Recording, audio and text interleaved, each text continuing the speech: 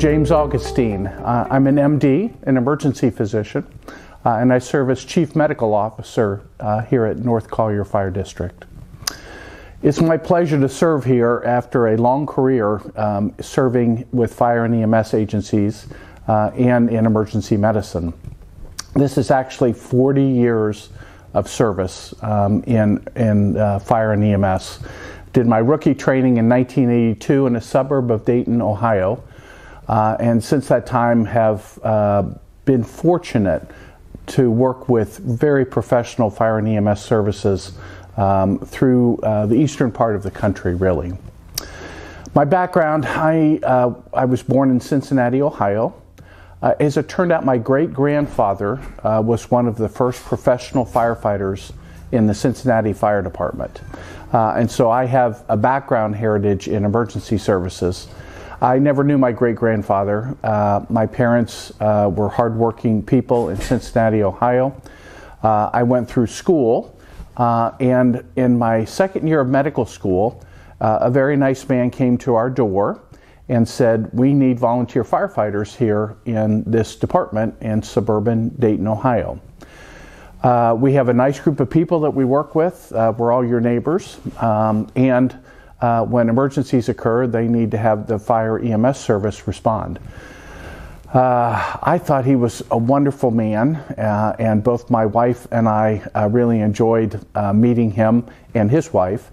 And so I became a volunteer firefighter. And just beyond that, my wife and I went through our EMT training together. She went on to get her paramedic certification as an RN and became a flight nurse in the Dayton, Ohio area. I was in medical school and a firefighter, so I was a volunteer at the time in a mixed department. And like most services in southwestern Ohio, fire EMS is all integrated into one operation with one group of people. It was a wonderful experience, and my early interest in becoming a pediatrician faded away as I became very interested in emergency medicine, and then went to emergency medicine residency in Dayton, Ohio, became a medical director for the fire EMS service, became president of the local EMS council, and then went on to become the first chair of the first EMS board in the state of Ohio. During that time, I worked with wonderful, wonderful people across departments in the Dayton, Ohio area. They all were very interested in serving the community and in building a better emergency care system. That's exactly how I thought, and being around wonderful people who knew that job well, who knew that heritage well, and were committed to service was what I enjoyed. My wife was equally committed as a flight nurse with the local air ambulance program. And our friends very much became the emergency service workers in the community. So we were very lucky to have that. We have 3 children relatively quickly back to back. They all were integrated into the service as well. And our older daughter is in the pharmacy world. Our son is a battalion chief paramedic, 18 years now in a service in the Dayton, Ohio area. Our youngest daughter is in the financial services world, but listens actively in all of our medical conversations that occur. After a number of years in Dayton, Ohio, my health really forced me to move south. I moved to Atlanta, Georgia. In Atlanta, Georgia, I served with the Department of Emergency Medicine at Emory University, and then was introduced to Atlanta Fire Department, who needed a medical director at the time. So I became medical director and assistant fire chief in the Atlanta Fire Department, and served both the city of Atlanta and Hartsfield-Jackson Atlanta International Airport. What a great opportunity, and working with wonderful people and with regional responsibilities to lead emergency preparedness on a day-to-day basis, but then big event preparedness that occurred around both the city and the airport. I learned from wonderful people how to deliver service in a complicated urban environment, and through a series of tropical storms, bad traffic events, major fires, learned how to manage myself around professionals running big incidents. The fire chief who was there at the time was from Washington, D.C., and he was called back to Washington, D.C. to serve as the fire chief. He asked me to follow him back up to Washington, D.C., which was a very interesting transition. My wife and I moved to Washington, D.C. I became a 4-bugle chief, fire chief with D.C. Fire Department and their medical director. And once again, exposed to the most wonderful people and a wonderful environment for providing emergency services and being able to learn from some of the very, very best in the industry. We had major challenges at the time. My biggest event was the inauguration ceremony for President Obama. And at the time, the largest event that had ever occurred in the country was the inaugural ceremony. In the middle of the winter, cold conditions, very challenging operation. We made it through. We served the community well, and very fortunately was the beginning of a number of events that changed my life and resulted in me being in Florida. So shortly after that, I got sick with a bad flu, and my health would not allow me to continue to serve in Washington, D.C. My very nice cousin said, "We have a place in Naples, Florida. You can go there and recover your health." At that time, I didn't even know where Naples, Florida was, I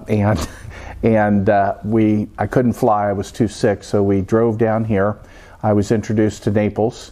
It took about 6 months for me to get healthy living down here. During that time, I met people from North Naples Fire Department who said we would welcome your input, work with our wonderful department, and I accepted that invitation.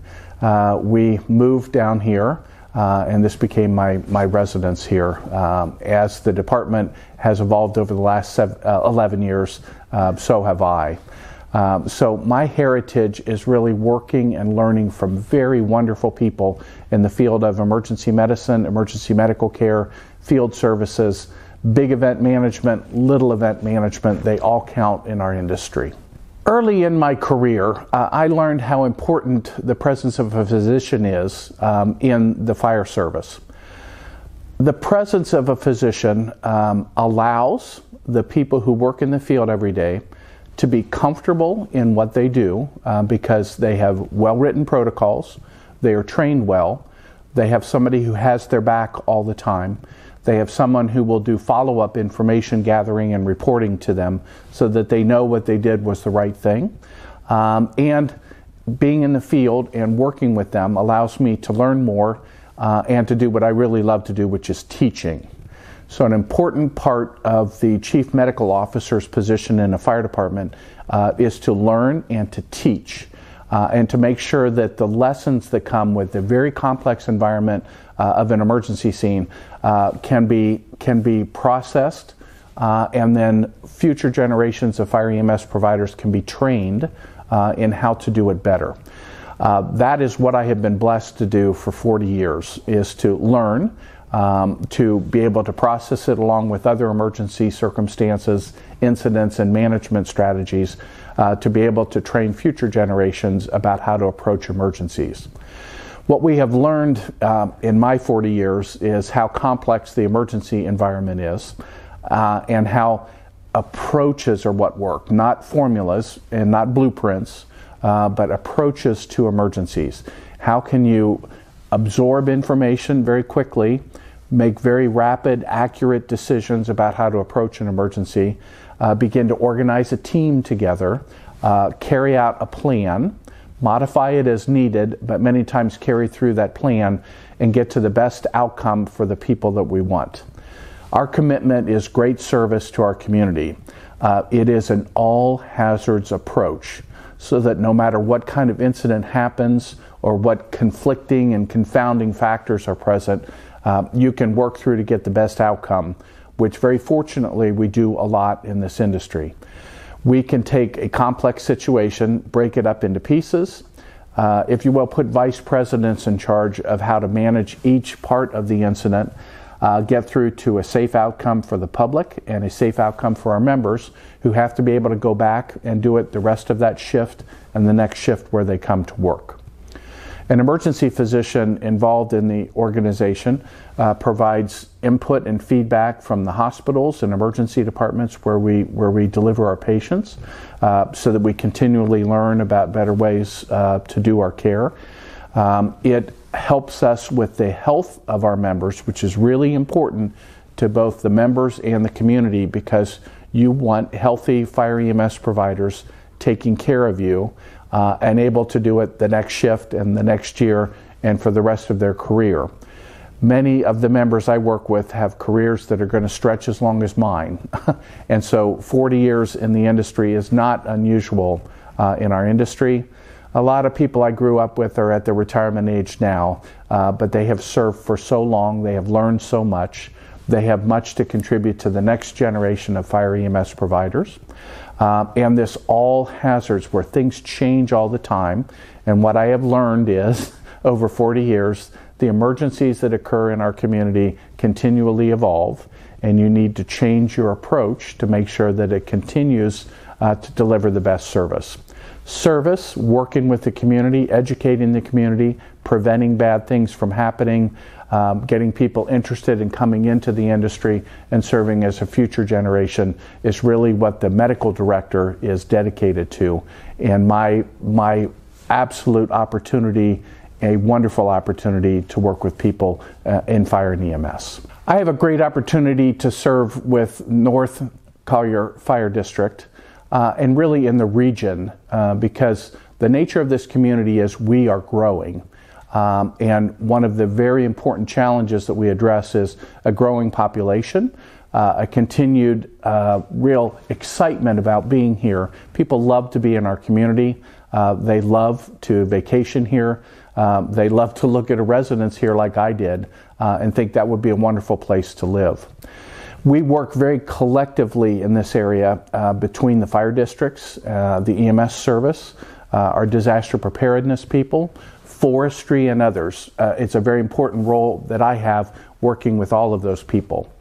I have a similar role with the Greater Naples Fire District, serving as a Chief Medical Officer, and the consistency between agencies is really important. In addition, in this county, our mutual growth and our mutual ability to serve, while not grabbing too many resources from the people who pay taxes in this county, we have to make sure that there's plenty of funding and resources available to continue to grow in our entire community here. And it's really important that we achieve consistency and that we have a very forward-looking emergency service, that as we grow population, we also grow risks and have responsibilities to make sure that those are addressed with the people, the equipment, the facilities, and the processes that we have in place.